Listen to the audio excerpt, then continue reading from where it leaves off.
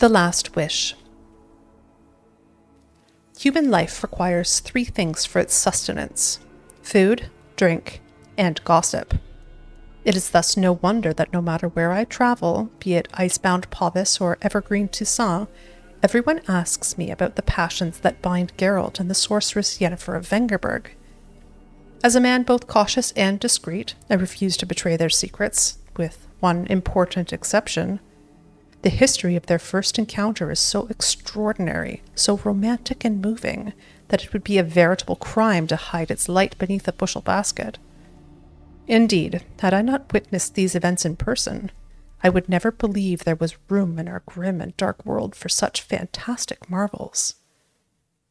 It all began when Geralt and I were feeling a bit peckish, and, unburdened by heavy coin pouches, decided to fish our supper out of a lake. No bites were to be had, but we did not leave empty-handed. My hook snagged quite a lovely little pot. Oblivious to my friend's warnings, I opened it, and in doing so freed a powerful djinn.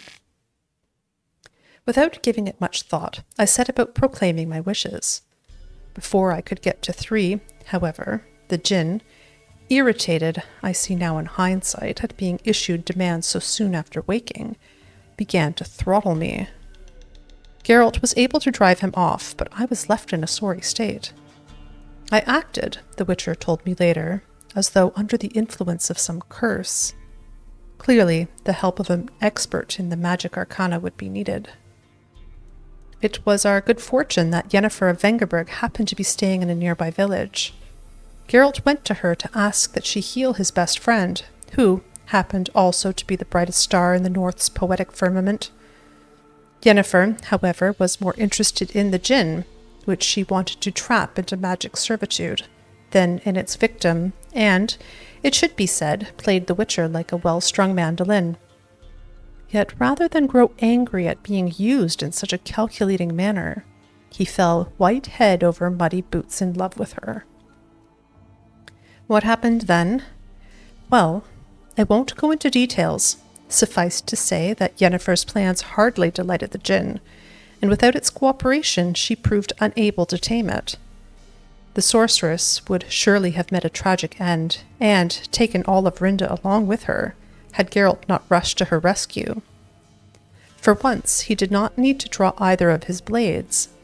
To send the djinn packing, he had but to pronounce the 3rd and final wish. He could have asked for anything: wealth, fame, power.